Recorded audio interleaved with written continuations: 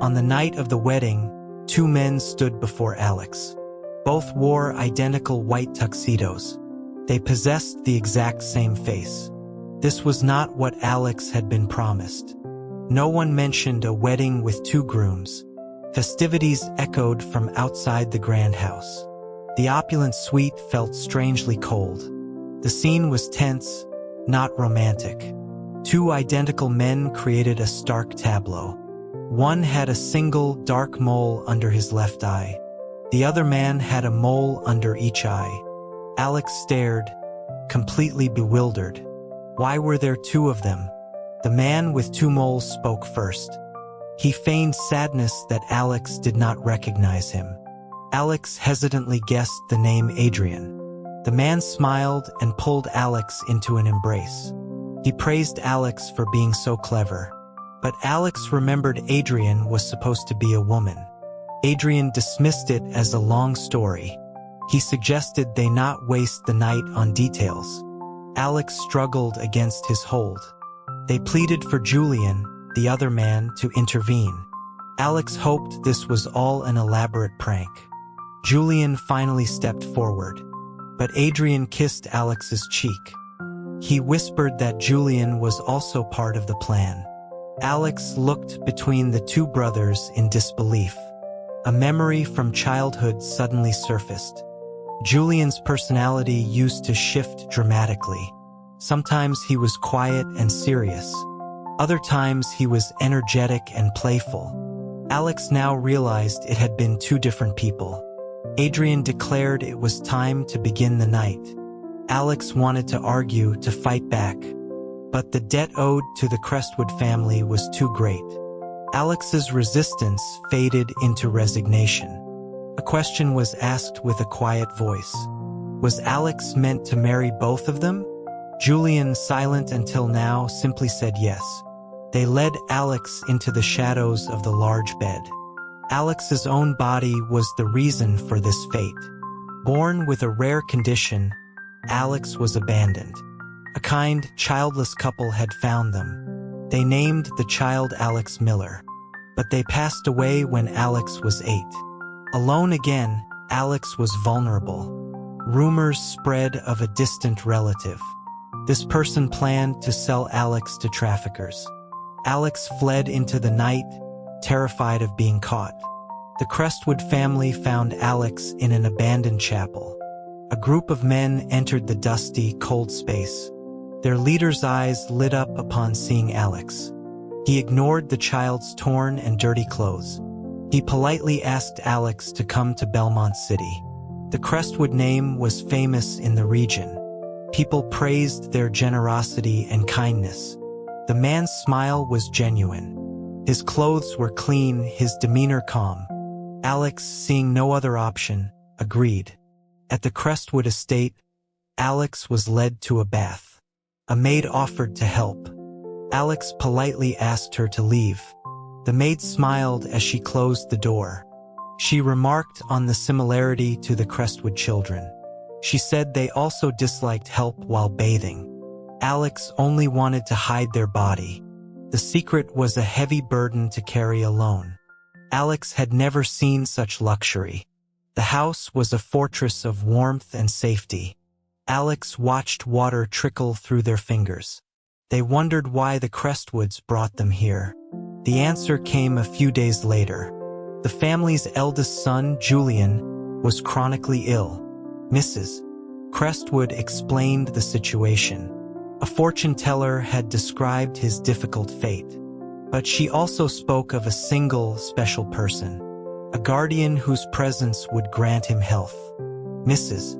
Crestwood looked at Alex with hopeful eyes. She stated that Alex was Julian's guardian. Alex felt a deep unease. They asked if she was certain. A life of misfortune did not seem very lucky.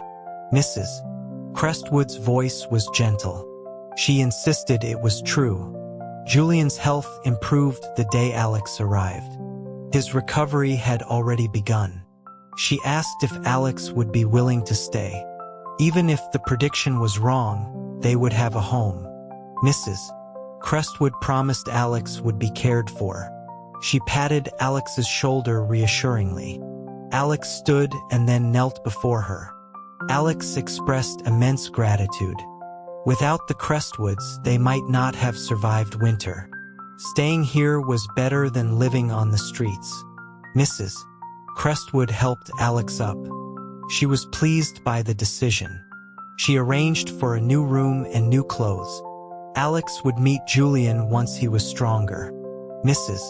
Crestwood started to say something more. Instead, she simply told Alex to feel at home. She then left with a kind, lingering look.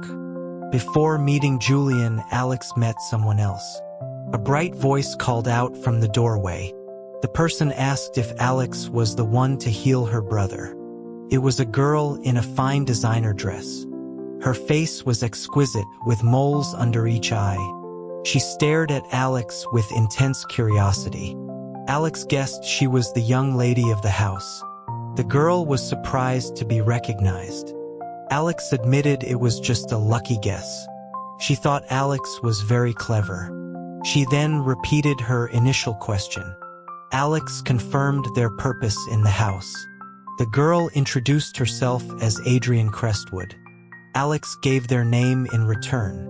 Adrian circled Alex, studying them carefully. She finally stopped and declared her approval. She mentioned that Alex had not met her brother yet. Adrian's smile turned mischievous. She revealed they were twins and looked identical. Meeting her was like a preview of meeting Julian. She pointed to her right cheek. She explained Julian was missing the mole there. Alex nodded, committing the detail to memory. Adrian laughed at how serious Alex seemed. Alex did not know how to respond. Silence seemed the safest choice. A new voice interrupted from the hall. It was Mrs. Crestwood, asking Adrian what she was doing. Adrian said she was meeting the fabled new sibling. Mrs. Crestwood worried Adrian might scare Alex away. Adrian linked arms with her mother. She insisted she and Alex were getting along wonderfully. She looked to Alex for confirmation. Alex agreed that Adrian had been very kind. Mrs. Crestwood looked relieved. She had come to take Alex to see Julian. They went to the young master's room. A boy leaned against a pile of pillows. He held a thick book in his hands. His face was pale from his recent illness. He greeted his mother with a soft voice. Alex looked at his face. Adrian had been right. He had a single mole under his left eye. They were incredibly similar. Adrian was vibrant and outgoing. Julian was quiet and studious. Both of them were strikingly beautiful. Alex stared for a moment too long. Their eyes met Julian's. Alex quickly looked down at the floor. Mrs. Crestwood urged them to come closer. She formally introduced Julian and Alex. Alex greeted the young master with a shy voice. Mrs. Crestwood gently chided Alex for being so formal. Alex just offered a small, nervous smile. Julian promised his mother he would look after Alex. Mrs. Crestwood thought they would become good friends. Julian could show Alex around Belmont once he recovered. Alex looked at the frail boy. He did not seem like the tour guide type, but Alex agreed politely. Later that evening, Alex met Mr. Crestwood. The entire family shared a meal. It was the first of many. Julian did guide Alex around the city. He was surprisingly gentle and patient. He explained the history of local landmarks. Julian also oversaw Alex's education. He reviewed every paper and assignment. Alex trusted his judgment implicitly. Julian was kind, but Alex remembered their place. They were a guest, an outsider with a purpose. Under Julian's guidance, Alex's studies excelled. When Alex was 11, Julian asked about the future. He asked what Alex wanted to be. Alex was practicing penmanship at the time. They replied without looking up. They said Julian could decide for them. Julian asked Alex to turn and face him. His expression was serious. He observed that Alex was always trying to please them. He reminded Alex the family needed them. There was no need for constant deference. Julian waited quietly for a response. Alex's gaze darted away. They promised to think about it. Alex was told to find a true passion. Life was too long not to have personal interests. After a night of contemplation, Alex had an answer. They found Julian the next morning. Alex wanted to study medicine. Julian asked about the sudden interest. It was not entirely sudden. Alex had always been drawn to the healing arts. The strange nature of their body was a key motivator. Perhaps medicine could offer answers or a solution. Julian seemed to understand. He smiled, saying he had not forgotten his own advice. He was already thinking of how to find the best tutors. Julian's mood seemed unusually light that day. Alex wondered if it was just their imagination. A familiar voice interrupted their conversation. It was Adrian calling out Alex's name. She asked why Alex had not called her by name yet. Alex corrected the mistake immediately. Adrian took Alex's arm affectionately. She complained that she had not seen Alex in days. She had come to the library to find them. They were older now. Such public displays of affection were awkward. Alex gently withdrew their arm from her grasp. They explained that pre-med studies were very demanding. After Alex decided on medicine, the family helped. They arranged an apprenticeship with Dr. Lin. He was the most renowned doctor in Belmont. 6 years had passed since then. Adrian nodded with understanding. She was just happy to see Alex now. They moved to a quieter sitting area.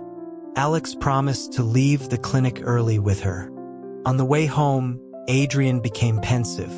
She said Alex seemed busier than ever. Alex assured her it was just a temporary situation. Then Adrian asked a serious question. She wanted to know if Alex would ever leave. The question was unexpected.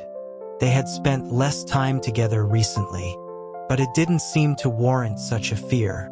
Alex answered with sincerity. They would never leave as long as they were needed. The beautiful young woman looked relieved. Her brilliant smile returned.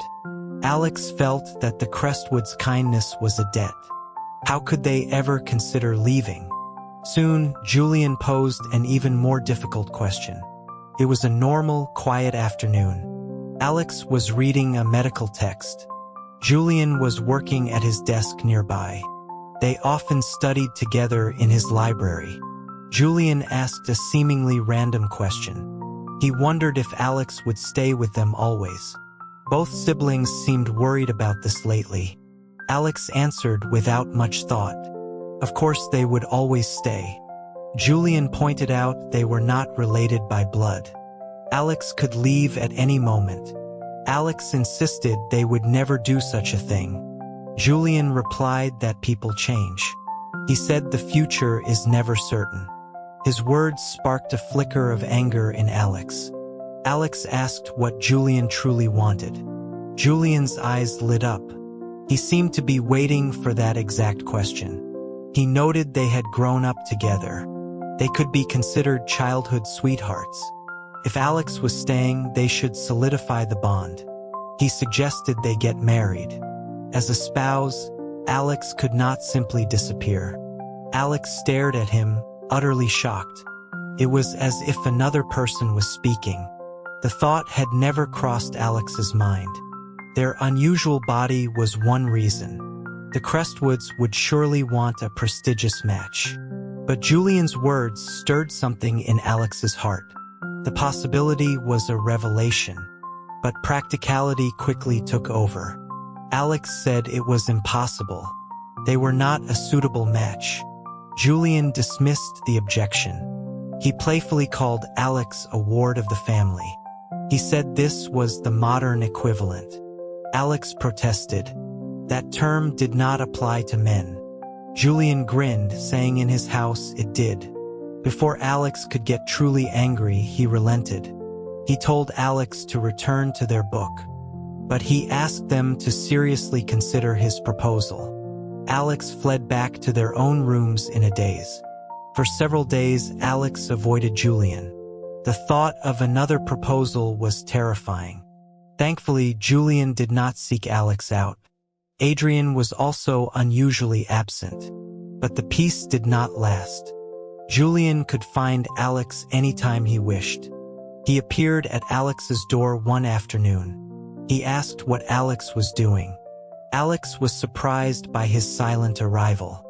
Julian held up a small container. He heard someone had a poor appetite recently. He said he brought soup. He added he was also there to catch someone who had been avoiding him.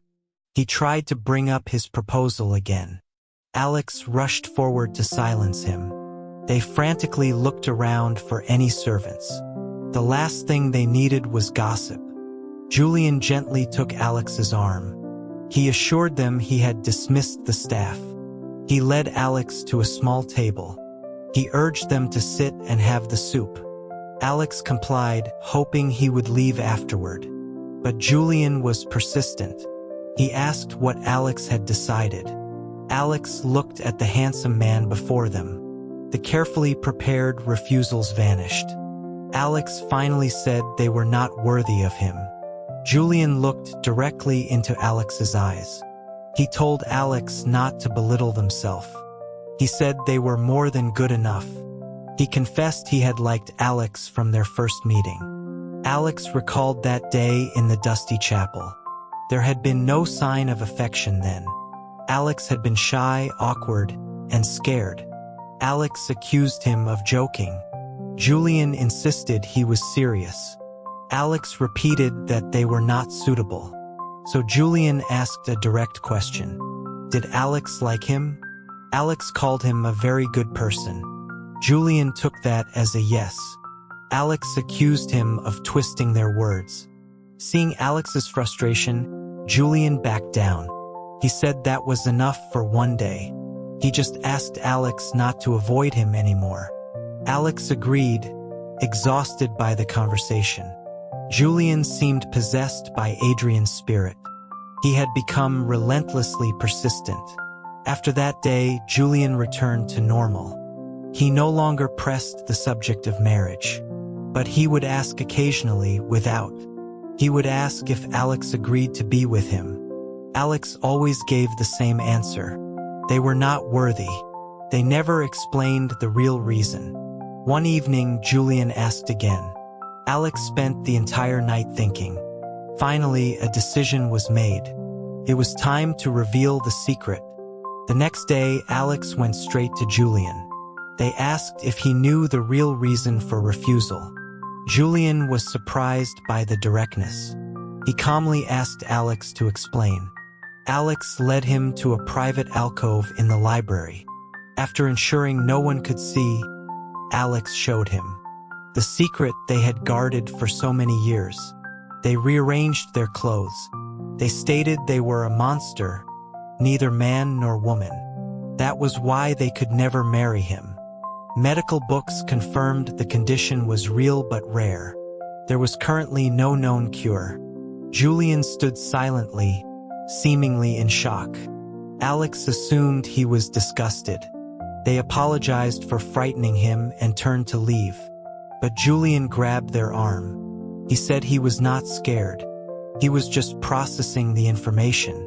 Alex asked if he didn't find it strange or repulsive. Julian's voice was firm. He said it was neither strange nor repulsive. Alex felt a profound sense of relief. It was the first time anyone had accepted this truth. Julian gently pulled Alex into a comforting embrace. Afterward, he walked Alex back to their room. He never mentioned marriage again that night. Alex assumed he had finally given up. A small part of them felt a pang of disappointment. But the disappointment did not last long. Julian returned the very next day. He was more determined than ever. Under his gentle but firm questioning, Alex relented. They finally said yes. Julian asked them to use his first name. The title of young master felt too distant now. Alex whispered his name. He replied softly, letting Alex know he was there. A year later, the Crestwoods learned of their relationship. They gave their full blessing without hesitation. 2 years after that, everyone agreed it was time. A wedding was planned, which led back to the beginning of this chaos. A servant announced that Julian was here to see Alex. Alex told them to say they were busy. The servant chuckled, knowing the situation. Who knew if it was the real Julian? Could be Adrian in disguise. The memory of that wedding night was a blur. Gratitude had prevented Alex from fighting back. The next morning, the brothers had tended to Alex's needs. Then Alex fled to the clinic despite the discomfort. Food had been sent over the past few days. People had tried to visit. Alex refused everyone. They could not bear to see the two culprits. Thinking back, it all made sense now. Julian's shifting moods, his occasional uncharacteristic behavior. The brothers had been swapping places for years. Alex heard a voice from the doorway. It was one of the twins. Alex did not want to see him, but then a sharp, sarcastic question emerged. Which version of Julian was gracing them today? The man said it was him. He reached for Alex's hand. Alex recoiled, telling him not to touch. It was Julian. The bitter irony was that Alex could now tell them apart. Julian apologized for what they had done. Alex finally turned to face him. They reminded him of their purpose. They existed to ensure his health and long life. He and Adrian were twins. Perhaps the protection extended to both of them. So there was no need for an apology. Alex was simply repaying a debt to the family. The suppressed emotions finally burst forth. The words were sharp, meant to wound them both. Julian pleaded with Alex not to speak that way. He admitted he and Adrian were wrong. Alex continued with cold formality. They were the future masters of the house. Alex's life depended on their goodwill. The fault could never be theirs. Julian asked if they could talk properly. Alex refused. They were genuinely busy. Alex asked him to leave and not disturb their work.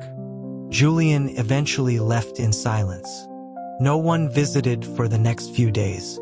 But Alex's mind was still in turmoil. The clinic was running low on certain herbs. A trip to the nearby mountains was being organized. Alex decided to go along. They needed to get away to clear their head. Alex had been on these trips many times before. This time, however, was different. A heavy rain was falling through the forest canopy. Alex huddled under the leaves of a large fern. The weather had been fine when they started. The storm had appeared without. The group had separated to search for different plants. While seeking shelter, Alex's foot slipped. They tumbled down a steep, muddy embankment. Their ankle was now swollen and painful. Alex muttered about this string of bad luck. Hopefully, the others would notice their absence soon. But waiting was a dangerous strategy. Alex had to find a safer place. When the rain lessened, Alex found a sturdy branch. It would serve as a makeshift crutch. They left a marker and limped onward. They found some herbs that could reduce swelling. Alex crushed them and applied the poultice. But there was no sign of a path. No voices called out from the woods. Darkness began to fall. Just as Alex was losing hope, a voice called out. It asked if anyone was there. Then it called Alex's name. Someone was searching for them. Alex immediately shouted back. The sound of rustling grew closer. A man in dark clothes emerged from the trees. His face was plain and unremarkable. He said he was a local hunter. He had met Alex's group down the mountain. They told him someone was missing, so he had come to help. His explanation seemed plausible, but something about him felt strange. Still, he showed no ill intent. Alex had few other options. They agreed to follow him. The man saw Alex's injured leg. He offered to carry them. Alex accepted with thanks. On the man's back, Alex noticed a familiar scent. It was a specific, expensive cologne. Alex looked closely at the man's clothing. The fabric was high quality, not for a simple hunter. A wild, absurd theory began to form. Alex's shifting weight made the man tense up. He asked what Alex was doing. Alex said they were just lost in thought. The man promised to get them out safely. The sky was now almost black. They needed to find a cave for the night. They found a small, dry shelter. The man built a fire with practiced ease. Silence settled between them. Alex decided to break it. They asked for a strip of cloth for their ankle. Without a word, the man tore a piece from his shirt. As he handed it over, Alex studied his hands. The nails were perfectly clean. The skin was smooth, not calloused from work. Alex took the cloth and tended to the injury. The man asked if the ankle hurt badly. Alex replied that the bone was not broken. The pain was manageable. Alex looked at the man by the firelight. They asked if he would like to hear a story. The man agreed to listen. Alex recounted the tale of the two brothers. They described the deception and the shared wedding night. Alex added some embellishments for dramatic effect. At the end, Alex asked for his opinion. Weren't the two brothers despicable? The man stammered in his agreement. He said they were truly terrible people. Alex then asked why he thought they did it. This time he answered without hesitation. He believed both brothers loved the story's hero. That love had led to the whole affair. Alex's voice turned to ice. They told Adrian to stop talking nonsense. The hunter's body went still for a second, but his voice was normal when he replied. He asked if Alex was speaking to him. Alex listed the evidence. The cologne was Adrian's favorite. The clothes were too fine for a hunter. His hands were those of a wealthy young man. Alex asked if Adrian was going to lie again. Adrian sighed and admitted the truth. Alex asked about his face. It was a prosthetic mask. Adrian reached up and pulled it away. Beneath was his beautiful, familiar face. The moles under each eye were unmistakable. Red marks from a slap were visible on his cheeks. Alex demanded to know what he was doing here. Adrian explained what happened after the wedding. He confessed everything to his mother. She had been furious, slapping him several times. He was then confined to the family library, but he had someone watch Alex at the clinic. He heard about the mountain trip and escaped. He put on the disguise, hoping to find Alex. Finding Alex injured was a complete accident. He then pointed to his bruised cheek. He complained that his mother's punishment still hurt. Alex replied coldly that he deserved it. Adrian took Alex's hand. He said he could explain everything. The story Mrs. Crestwood told was incomplete. She had given birth to twin boys. Both were frail and sickly. The fortune teller said their fate was intertwined.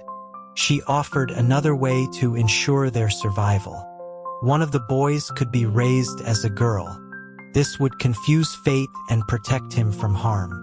It would also ease the burden on the other twin.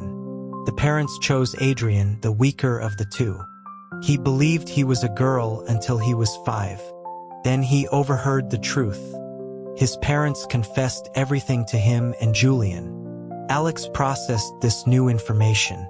So the entire family had been in on the deception. Adrian quickly denied this.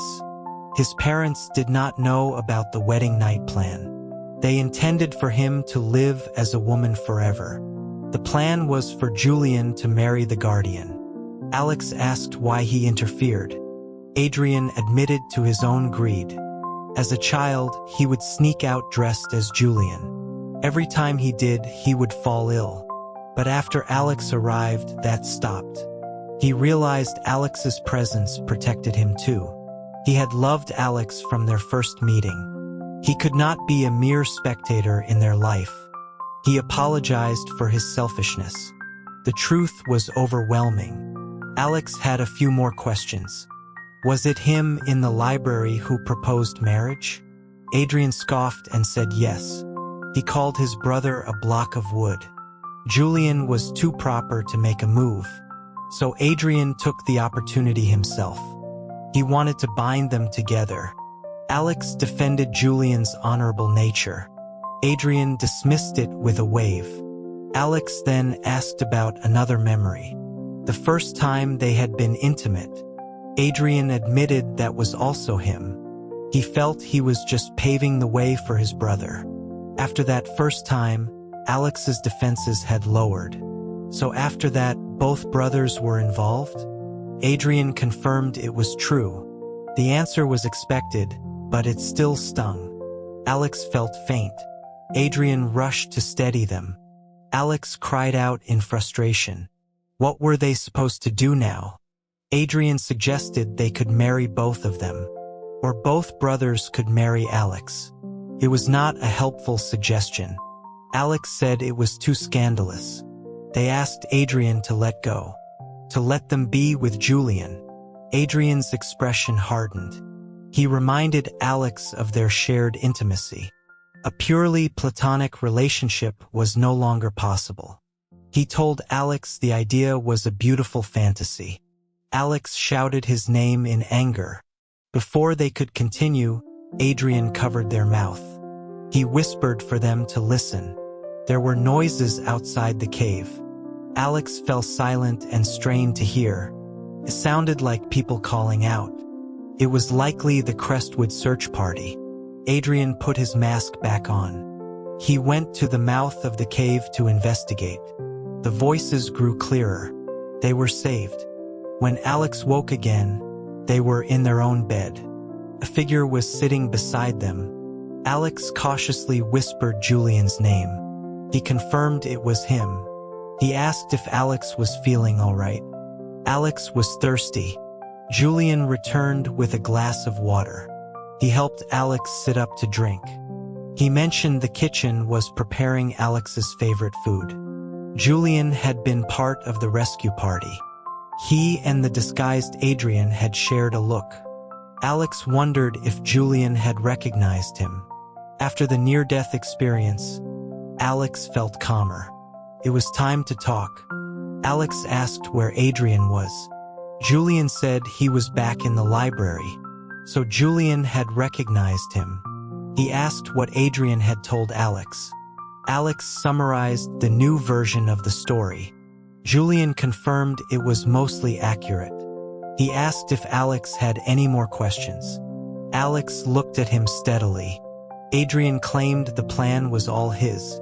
What role had Julian played in it? Why had he agreed to such a proposal? Julian explained he learned the full truth recently. When Alex revealed their secret, Adrian confessed. He admitted he had been pretending to be Julian. Julian had noticed Alex seemed distant at times. He thought Adrian had done something to upset Alex. He had been busy with family business. He never found the time to talk to Alex properly. By the time he realized, things had gone too far. Alex found it hard to believe. He just agreed to Adrian's insane plan?